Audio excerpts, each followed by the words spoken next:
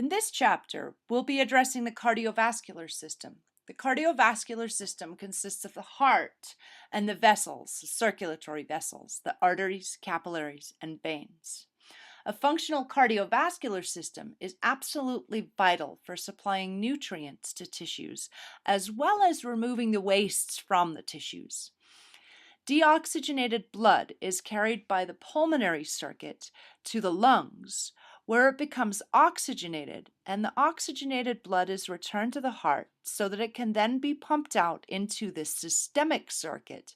The systemic circuit supplies all the body's tissues with oxygenated blood. Let's begin by looking at the heart. The heart is quite an amazing structure. It pumps about 7,000 liters of blood a day, and over the course of your lifetime could pump about 2.5 billion times, or more if you live a long life. It's a hollow, cone-shaped muscular pump with 4 different chambers. It's located in the thoracic cavity, right in the mediastinum. The mediastinum is right beneath the sternum. The heart is about 14 centimeters long and 9 centimeters wide. If you take your left fist and place it right in the center of your chest, that's about the size of your heart if you cut the hand off right at the wrist. And it orients the heart in the right direction. Remember, anatomical position, you're looking at an individual here. This is the left side of their body, and this is the right side of their body. So the heart is angled slightly towards the left side, just like your fist as you place it over your sternum. The apex of the heart extends down to about the 5th rib. As you may recall from early in the semester, the heart is covered with a couple of different membrane layers. First of all, the pericardium encloses the entire heart. It's like a bag that holds the heart. It's about as thick as maybe a rubber glove. It's made of 2 different layers. There's the really tough, fibrous pericardial sac on the outside, and then that surrounds a delicate visceral pericardium. At the base of the heart, the visceral pericardium, remember that's the layer that's directly attached to the heart, it folds back to become the parietal pericardium. And the parietal pericardium is very tightly associated with this fibrous pericardium. So here we have the fibrous pericardium on the outside and the parietal pericardium on the inside. And the parietal pericardium is continuous with the visceral pericardium that's tightly associated with the heart. Between the parietal and visceral pericardium, remember, is a potential space, the pericardial cavity. It's filled with serous fluid. This cavity, along with the serous fluid, allows the heart to move slightly within the pericardial sac, so that there's no friction. So essentially, this fibrous pericardium, or the pericardial sac, surrounds the much more delicate double-layered sac of the visceral and parietal pericardium. The purpose of this sac is really to hold the heart in place. It's attached to the central portion of the diaphragm and to the posterior side of the sternum, as well as on the posterior side, being attached to the vertebral column. So now we've explored the layers that cover the heart. These 3 here: the fibrous pericardium, the parietal pericardium, peri as in around, and then the visceral pericardium. And it's the slippage between the parietal pericardium and the visceral pericardium that allows the heart to move without friction. Now let's look at the wall of the heart itself, right here. The outermost layer of the wall is the epicardium. It's the same as the visceral pericardium, the layer that is attached directly to the heart. It holds the blood and lymph capillaries along with all the coronary arteries that surround the heart. The middle layer here is the largest layer. It's called the myocardium. It consists of cardiac muscle. It's definitely the thickest layer of the heart wall. And just like there's a very thin lining on the outside of the heart wall, called the epicardium, meaning on top, we have an inner thin lining called the endocardium. The endocardium is very smooth and it's made up of connective tissue and epithelium. It's continuous with the epithelium of the major vessels that join the heart. The endocardium, we'll see as we learn how the heart works, is the layer that holds the Purkinje fibers that allows the heart muscle cells to contract in unison. Now let's take a look inside the heart and look at the chambers and the valves between these chambers. The heart has 4 internal chambers, 2 atria at the top and 2 ventricles at the bottom. Or you could think of it as 2 chambers on each side of the heart. There are 2 chambers on the left side of the heart, an atria and a ventricle, and 2 chambers on the right side of the heart, an atria and a ventricle. The atria receive blood that are returning to the heart. They've got very thin walls and then ear-like auricles that project from the exterior on the anterior side. You can't see them in this figure, but they're like little flaps that allow extra space in the atrium as it's filled. The ventricles have a much thicker wall, and that makes sense because they're actually pumping blood out through the vessels. The atria are just receiving blood, and they need to push it into the ventricles, so they're not that muscular. Now, between each of the ventricles, we'll have a septum. And between each of the atria, we'll also have a septum. The atria and ventricles on each side of the heart are separated from each other by the AV valve, or the atrioventricular valve. On the right side of the heart, this atrioventricular valve is called the tricuspid valve because there are 3 cusps that make it up. As we look down on the valves from inside the atria, you can see this. The tricuspid valve has 3 cusps. On the left side of the heart, it's called the bicuspid valve or the mitral valve.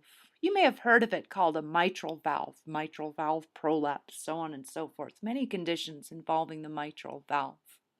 The mitral valve is also known as the bicuspid because it has just 2 cusps that allow it to close. These valves are held or anchored into the bottom of the heart by the Chordae tendineae. These Chordae tendineae prevent the valve from turning inside out as the ventricle squishes to push blood out through the vessels into the system. So it stops the valve turning inside out and allowing blood to backflow into the atrium. The Chordae tendineae are attached to the papillary muscles. So as the ventricles contract, the tension on the Chordae tendineae increases so that the valves only come as much as closed. You can think of the valves as like those sort of doors that swing, but you don't want them to swing all the way open. So the Chordae tendineae are there to allow the doors to only come to closed and not go beyond closed and swing open on the other side. Let's look at some of the major vessels that bring blood into the heart.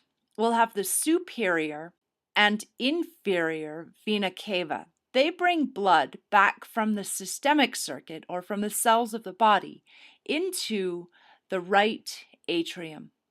Remember, we're looking at the heart from the anatomical position perspective. So the sides sort of seem like they're switched up, but indeed this is the right side of the heart of the person whose heart it is. The right ventricle has a thinner wall than the left ventricle, you'll notice, and that makes sense because the right ventricle is only pumping blood out into the pulmonary circuit, just to the lungs. It's a much smaller circuit, so it doesn't need as much push behind it. The left ventricle, you'll notice, has a much thicker wall. That thicker wall provides more force for pumping the blood out through the aorta into the systemic circuit. the whole rest of the body, so it needs a lot more force behind it, hence the thicker muscular wall. At the base of the pulmonary trunk, which leads to the lungs, is a pulmonary valve. We can't very well see the pulmonary valve in this depiction, but you can certainly get a grasp of what it looks like here.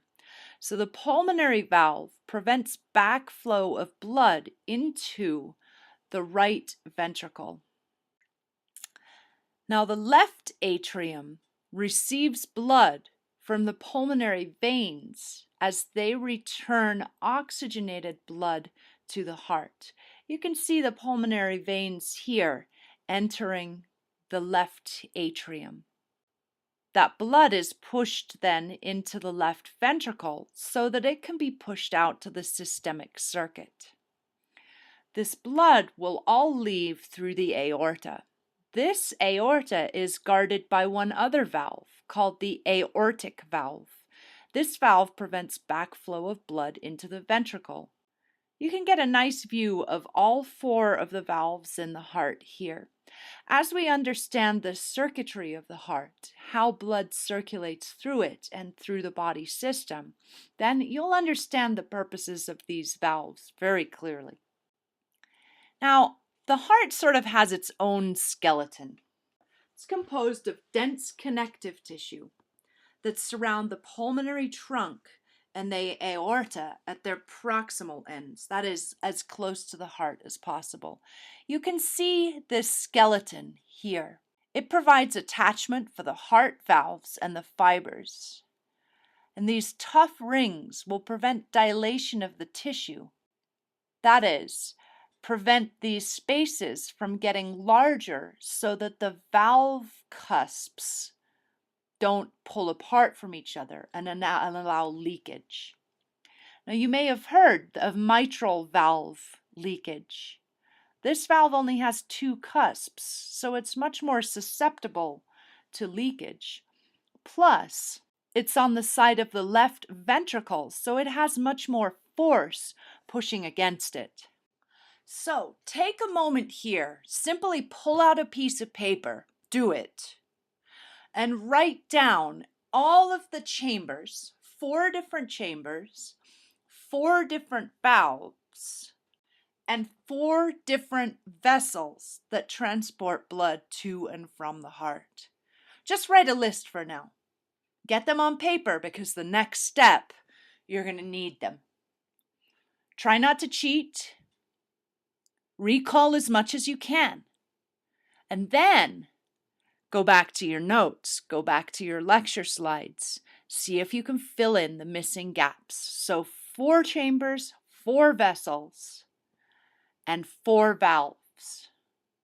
Make your brain hungry for the information. Now let's look at the path of blood flow through the heart. This is where that list is going to become very important because you'll need to diagram the blood paths through the heart. Blood that's low in oxygen is going to return to the right atrium via the vena cava. Remember, there's a superior vena cava and an inferior vena cava. It's going to fill the right atrium. The right atrium will then contract and it forces blood into the right ventricle. Now, the right ventricle, remember, is a very strong pump. That right ventricle will then push the blood out through the pulmonary trunk into the pulmonary arteries. The pulmonary arteries are the only arteries that carry deoxygenated blood. But remember, the definition between arteries and veins is that arteries carry blood away from the heart. Arteries carry blood away from the heart, and veins carry blood back to the heart. So the pulmonary arteries will be carrying deoxygenated blood away from the heart. It will become oxygenated in the heart, and then the blood will be transported back through the pulmonary veins in the oxygenated form into the left atrium. The left atrium will contract out and push blood down into the left ventricle. The left ventricle is very, very strong, and it will push blood out through the aorta into the systemic circuit, and the blood will then return through the vena cava. Now, let's think about the valves. How do we put those 4 valves in place? So we have the vena cava returning blood to the atrium. We know there's a valve between the right atrium and the right ventricle. What valve is that? Well, simply, it's the right atrioventricular valve, also called the tricuspid. Blood will then get pushed out of the ventricle into the pulmonary trunk. What's the valve that stops backflow from the pulmonary trunk into the ventricle? Well, that valve is named appropriately. It's called the pulmonary valve. As blood returns to the heart, we know there's a valve between the left atrium and the left ventricle. It's the left atrioventricular valve, or the bicuspid or mitral valve. Then when blood is pushed from the very muscular left ventricle out into the aorta, it goes through another valve, which is appropriately named. It's called the aortic valve. So now we have all 4 chambers and all 4 sets of vessels, as well as all 4 valves put into place. Now it's time for you to put your pen on the paper and diagram blood circulation through the heart, the pulmonary, and the systemic circuits, using all 4 sets of vessels, chambers, and valves. Color will be very helpful for you to understand the oxygenated and deoxygenated sides. Remember to go to Anatomy and Physiology Revealed and watch the animations. The animation of blood flow through the heart can be very helpful in your understanding. Spend some time now and put all of this information together. Here's an example of how I might do it. Because I'm not a very good artist, I like to draw things in box form rather than really try to get artistic with the diagram of the heart. You can do it any way you like. So you may be saying to yourself, how can I possibly begin with this diagramming of the heart and all its chambers? I prefer to break it down into boxes. Each box has an entry and an exit. So we'll begin with one box here for the right atrium. It's going to have an entry as well as an exit.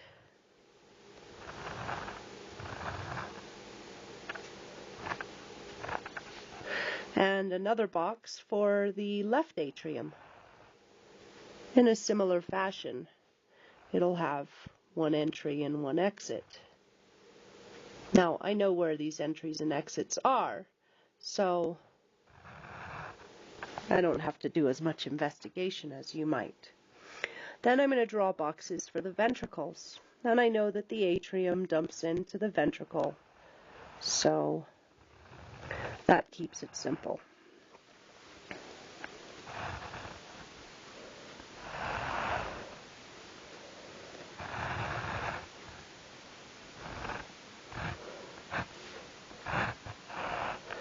Oh, and I forgot to give us an exit here.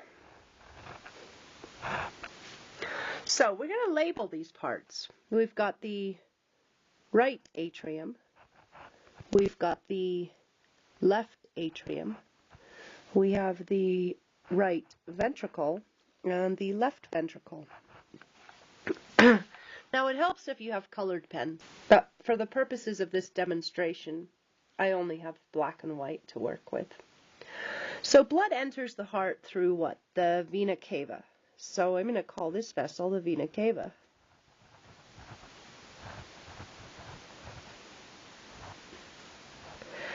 Blood will enter the right atrium, It'll move down into the right ventricle through a particular valve.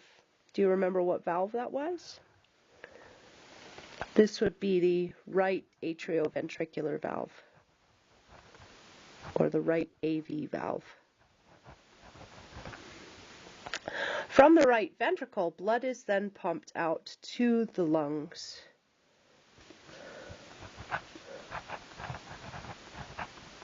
Through what vessel? The pulmonary arteries.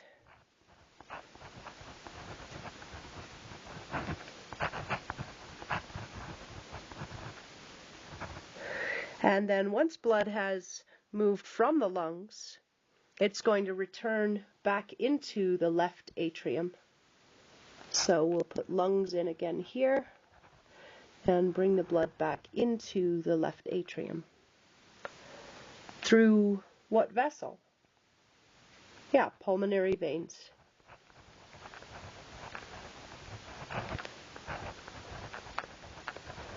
After going into the left atrium, blood will then flow down into the left ventricle through the left atrioventricular valve,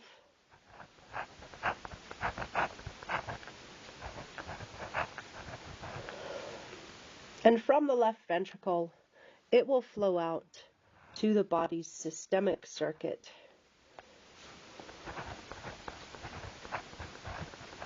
Through the aorta.